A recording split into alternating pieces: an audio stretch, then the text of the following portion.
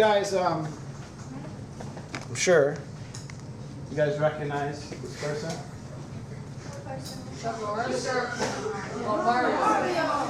right, quick trivia question. Yes. Only one person in my last class knew this. What is Mario's actual, before becoming a video game superhero, what was his occupation? A plumber. He was a plumber, yeah. Oh, that's like you guys all knew that? Only one person in my last class knew My that. brother. Yeah? Running Man. Really? Jumpman? Yeah, Jumpman. Oh yeah? In the original like video game? And then like Oh yeah, because he was Donkey Kong, he was up there throwing barrels. Yeah. Okay, anyway. So yeah, it's Mario. What? This is the version of Mario from what? Mario Galaxy. Super Mario Galaxy, right. So I'm going to just play a little bit here. Alright, you guys played this before? Yes. Alright. Let's talk, what's my problem here? I mean, what problem am I trying to solve? You're trying to. What's an egg? Yeah, how do I get an egg? What's your hypothesis? You have to hit it with the egg, then hit it. Yeah, then with its own Yeah. Do it. Alright, what's your observation? It's a flower that It works, alright. So, is a really big. Why does he plants? now I have a new problem. What do I have to do? What's your hypothesis? Put it in the tail gun. Again? Not very good. Okay. Observation? His head turned red. He made it Bob. mad. It got mad. Now he's mad. Now Now I have a new problem. Hit the tail again. Alright, but I have another problem. He's He's faster. too fast for me. What's your hypothesis? Go in a different direction. What should I do? Go in a different direction. Take him out of Okay, so if I go in the other direction, you think I'll catch up? Alright, hold on. Alright. Was that good? Yeah. No. There you go. Ooh. In the video. Alright, well, I get it. I got it. No. He's fast. We gotta get behind him again. How can you get behind him if he's Make him run so well, it's a video game. Alright. Observation? Yeah. What do you want to play? It's a video. Go look at the video. Of course I was playing. No. I took all your suggestions. You never? I've seen this on YouTube. No, you haven't. Look at the video. It's a video. We have to move on. We can't just play video games all the class. Why not? Sorry. Dino Piranha, yeah. I'm going to finish up later on in my study hall. Okay. Why is there the video I thing? don't know why that was there. It's weird. All right.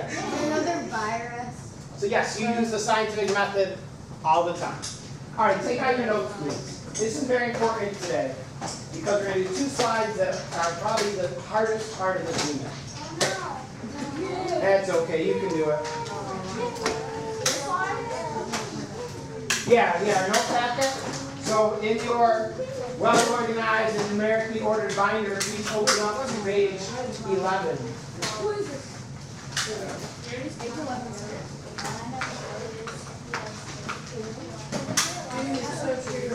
You did 11? Oh, yeah. Yeah, I guess it's the back of 11. The back of 11. Oh, yeah.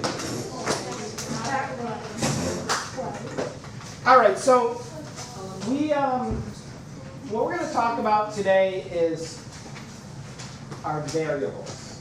And so, like I said, this is something that sometimes people get confused on, but we'll go through it, make sure you understand. So, the word variable is just a word for sort of different factors in your experiment, different parts of your experiment.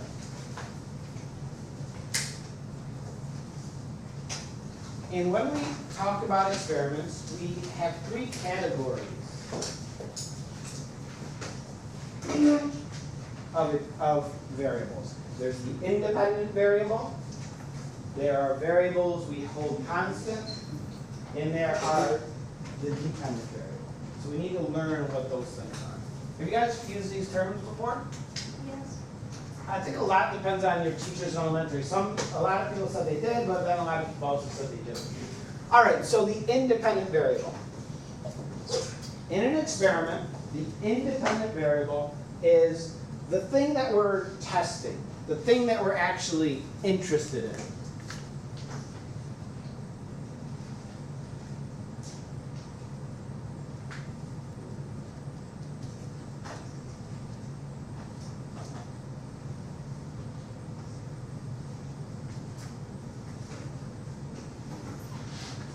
So yesterday in that, remember that plant experiment that we started the day with and you guys told me it was wrong? Yep. All right, so what were they testing? What was the thing they were interested in? Check, go ahead. Is the plant grows better and blue light or green? So they were testing the color of the light. But what was the problem the way she had set it up originally? Bob? Okay. That there were other things different. So the thing they were testing was the color of light. That was the independent variable. In a good experiment, how many independent variables should there be? Austin? One. Just one. A good experiment should only have one independent variable. And that was the problem with that experiment, the way it started off, is that there were several things different. There were several independent variables.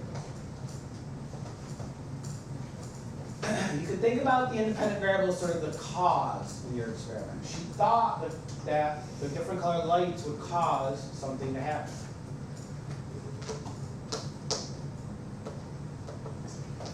One way I try to help students to remember this is the I in independent looks kind of like a 1 because it's the one thing that's going to be different in your groups. Think about the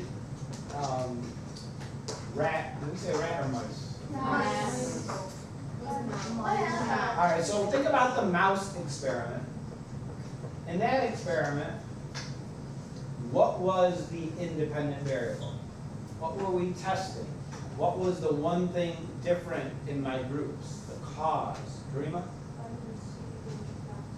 Yeah, it was the vitamin C. Some of the mice were given vitamin C, some were not. That's what the one thing that was different in my 2 cages of mice.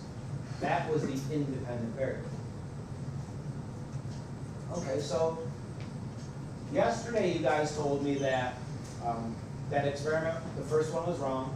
She was doing it incorrectly, so you changed it. What were the changes that you made? Brandon? The amount of water, the temperature, What did you do to those things? You made sure what? they were equal. They were all the same. All those things that Brandon was just naming, those are called variables we hold constant. They're all the other little things. If you only want one thing different in your 2 groups, there must be a whole bunch of things that you try to make sure they're the same. And those are the variables held constant. There are factors that we don't allow to change.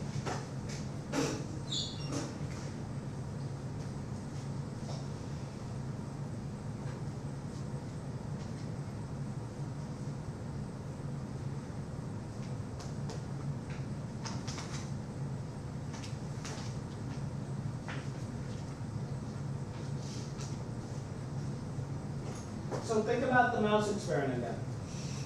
So one got vitamin C, one did not. Give me one of the factors, one of the variables we had to hold constant if we were going to do that experiment. Joseph? They had the same amount of water. Okay, so both cages of rats should get the same amount of water. Noah?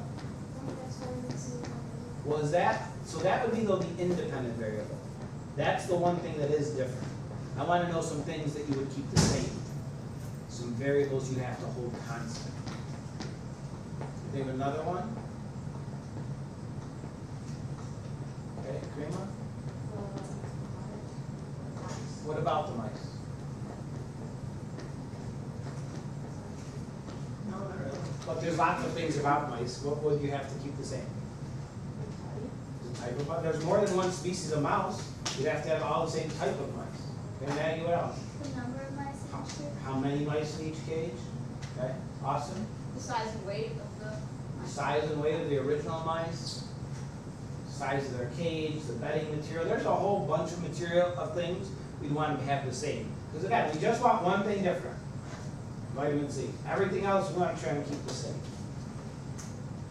All right, so the independent variable is the thing that's different. Variables held constant are all the other things that are the same. Then we have the dependent variable. In an experiment, the dependent variable, you can think about it as the data that you collect in your experiment.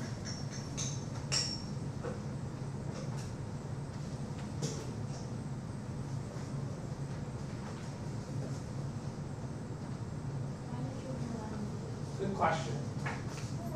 Do they know why I underlined the D? Okay? Because there's a D in dependent and there's a D in dependent. Yeah, because it'll help you to remember. If you remember that the D in dependent goes with the D for data, it could help you to remember. Just like the I in independent looks like a 1, because it's a one thing different. Just a little way to help you remember it. So yeah, that's the data that you collect.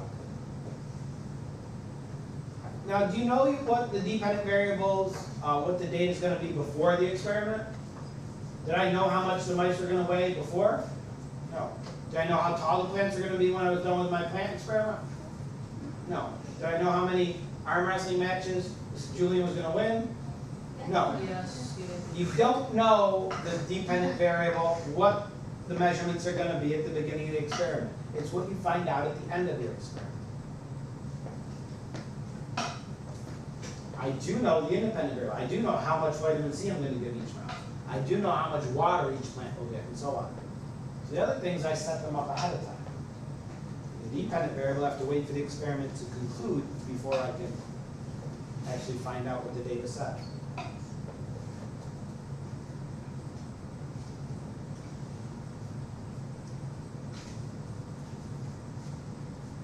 You could also think about the dependent variable as it's the results of your experiment.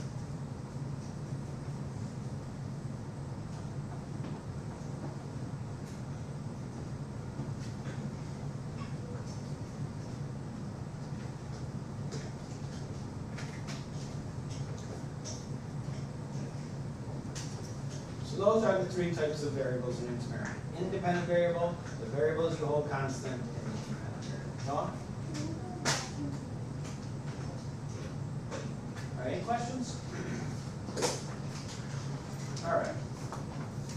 Just sign out, Noah, please. And take the pass right there. Oh. And I did make new passes. They're hanging up there. Where is the bathroom? It's for sign out on that sheet with your name and what time you're leaving on the on the counter. Oh. Yep, and then it's out the door to the left, right near the exit sign. What? Oh, thanks. Print them? No. Chef has this drawing in there. No, I did a fine job myself. Did you No, I made them. The Gatorade bottle? Why does everyone ask about that? I was she's on the first day. She didn't want to be Don't rude. put the Gatorade bottle. Well, I found that outside of my classroom door a few years ago when I got to school. Just like the highlight. It's blue Gatorade, I guess, and in it are various action figure lineys. Oh, that's what that is. I thought it was like a fish. That was fun. No, it's not Why mold. you put them in? I didn't put them in there. Somebody left them me, so I assumed it was a gift to me. It's from one of my thankful students, so I displayed it. Faithful. Yeah, they're ripping off the lunch and putting your blue Gatorade and giving it to you. I thought it was a nice gift. You were such a nice student. No, you guys just get no gift cards are fine or whatever. Food, chocolate, Action Hey, fish. hey, hey. wads of cash, any of that stuff. is fine. My brother said that you were a vegetarian. I am a vegetarian. What? How do He you won't eat anything that's shaped like meat.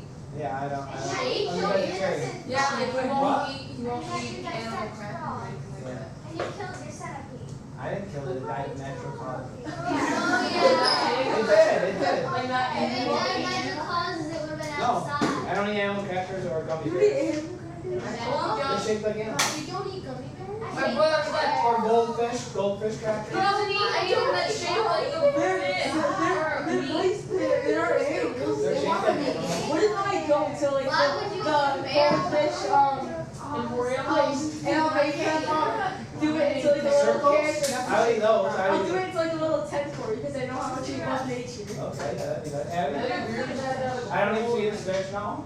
No, they're shaped like fish. I don't eat fish. He doesn't eat anything that's meat or Okay? it makes no sense if you realize. Sour Patch Kids? No, they're shaped like kids. That's not important. All right, we're moving on here. So this next slide is also important. So you guys told me when we were talking about the mice, I think our experiment started off, somebody said, we'll have 1 case of mice, give them extra vitamin C, and see how big they get. What was the problem with that? Why? We said that wouldn't really work very well.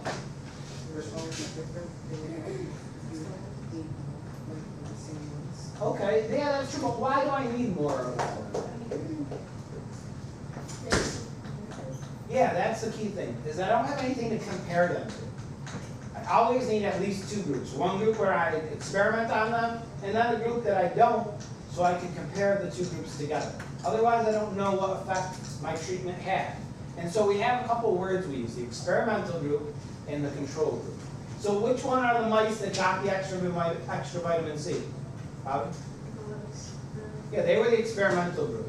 You have the independent variable. You change it in the experimental group.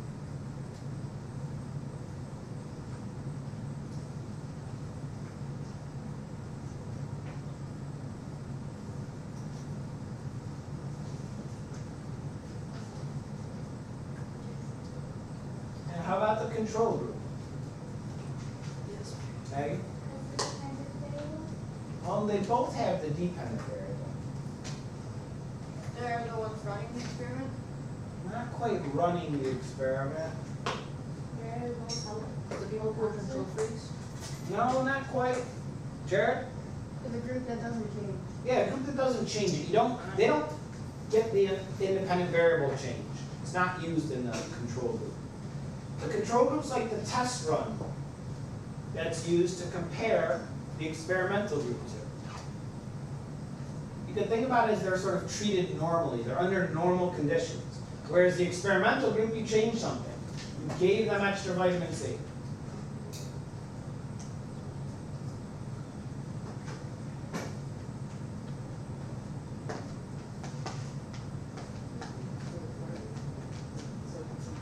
What's that? Yeah, I'll swap your seats. Is that Bobby's Yes. brother? He just looks through the window.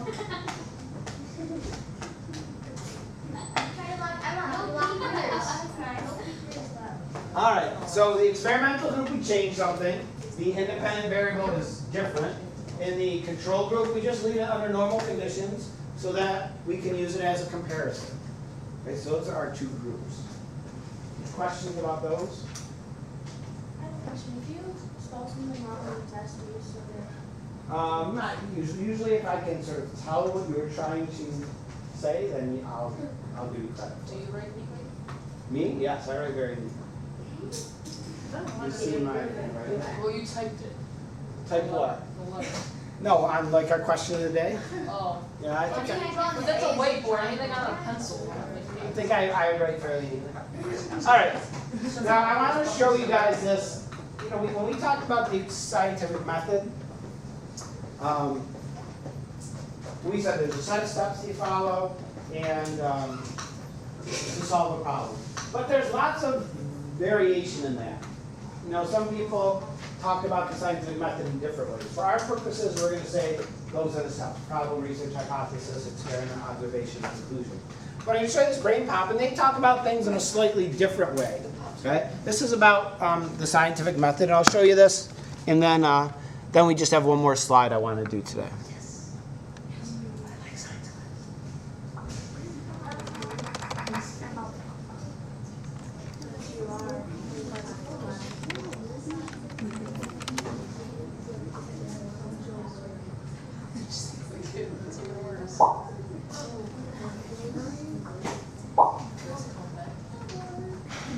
All right, just watch, please.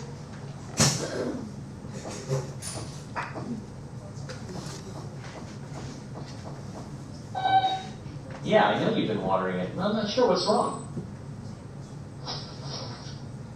Dear Tim and Moby, what is the scientific method? From Marcy. The scientific method is the procedure scientists use to help explain why things happen the way they do. When people are trying to understand the world around them, they often come across problems that they just don't know the answers to. This is where the logical, step-by-step method of scientific problem solving comes into play. Like Moby here, he seems to be having a problem with his plant. The first step in scientific problem solving is to recognize the problem. Right. The plant is dying even though it's getting water every day. Why? To solve this problem, we first need to understand what we already know. Okay, plants need water. What kind of plant is that? Fig tree, right. Now we need to make some observations about the plant. The leaves are brown and falling off, and the soil is wet and swishy. Next, we make an inference. An inference is a conclusion about our observations. From what we've observed, we can infer that Moby is watering his plant too much. Now we translate our inference into a hypothesis. Well, a hypothesis is a testable explanation for the details you observe. What about fig plants do best if you only water them once a week? Sure, it's just a guess, but after our observations, at least it's an educated guess. We'll need to come up with an experiment to test this hypothesis. Here's the plan. We've got 4 healthy fig plants marked A, B, C, and D. They have the same type of pot, the same soil, and they're getting the same amount of sunlight. The only variable, or thing that changes, will be the amount of water they receive. Plant A will not be watered at all. Plant B will be watered every day. Plant C will be watered 3 times a week. And plant D will be watered just once a week. We'll check back in a month to see what's happened. What do you know? It's been a month. I'm still wearing the same shirt. Let's record some new observations. Plant A doesn't look too good. Plant B doesn't look so hot either. Plant C looks a little better. Whoa there, plant D is doing all right. Time to analyze our data. Based on this experiment and our observations, it looks like the fig plant did best when it was only watered once a week. From that, we can make a conclusion. Of the 4 watering schedules we tested, fig plants seem to grow best when they're watered once a week. Well, yeah, to be really sure, we should repeat this experiment several times just to rule out accidents and variables we may have forgotten to consider. If the experiments don't support the hypothesis, then the hypothesis has to be rethought. Back to the drawing board, so to speak. But if lots and lots of experiments do support the hypothesis, then that hypothesis can eventually become a theory. Well, in science, a theory is an explanatory statement that's been repeatedly confirmed through experimental testing. If a theory is proven valid over and over again, it becomes an accepted piece of scientific knowledge. In the strictest sense, there's really no such thing as scientific fact. Scientists are always learning new things about the world around us, and you never know when they may find some new bit of evidence that forces us to redefine our understanding of the world. Right, using the scientific method can help you be right more often, and not just in science class. You just have to make sure you do all the steps. If you form a hypothesis without making any observations, then you really are just guessing. And you'll never know if your hypothesis is true or not without testing it with an experiment.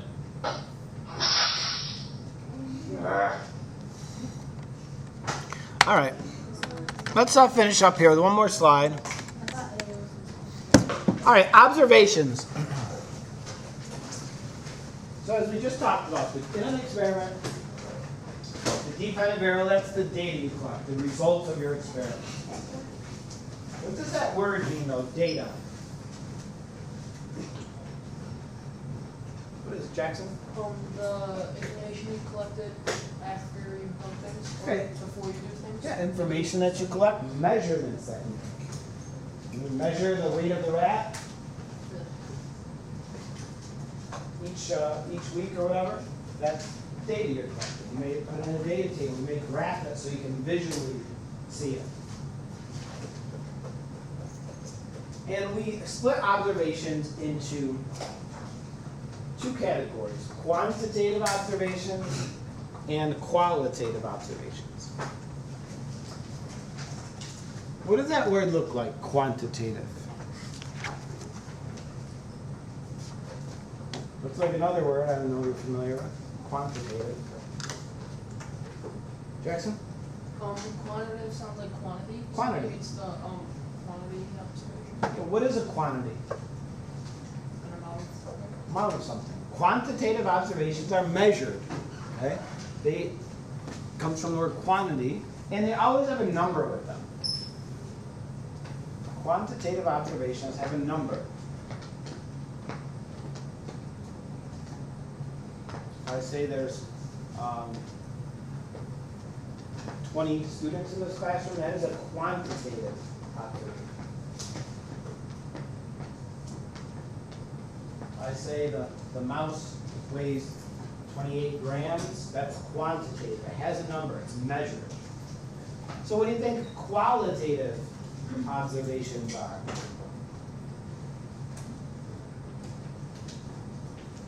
Right? Yeah, it comes from the word quality. And these are things not measured, but just made with our senses. If I say, the mouse is brown. If I say, Mr. Arcuri has a lot of gray hair. That's a qualitative observation. Why do you hate him so much? You said ugly. What? You said it ugly. So don't worry. That's an observation. It's nothing, not saying anything bad, it's just observation. You're just saying he's old. Other than that, it's You said ugly. You said it. So that leads us to our very last word, on inference. So I know you guys have talked about inferences, right? It's very similar to what other word that we've been using a lot? Hypothesis, good. Yeah, an inference is sort of an interpretation of what you see, of your observation. So you know, if I made the qualitative observation, Mr. Arcuri has a lot of gray hair, I may then make the inference that he's an old man. Here we go. Oh, you said it. That's just an inference. Now, may or may not be true. Okay, but an inference you can't quite be sure about is what you think based on your observations. Are you sure that is an hairline? Yeah. Maybe he's artificially puts gray to look more distinguished or something. Makes him look smarter. I don't know. Just wear glasses. It looks like you look smart. I do have glasses, but I wear contacts. That's what I did. So, or if you saw a slug on the ground sitting there for 5 hours not moving, that's an observation. Dead. That might be an inference. Now, can you Or sleep. actually observe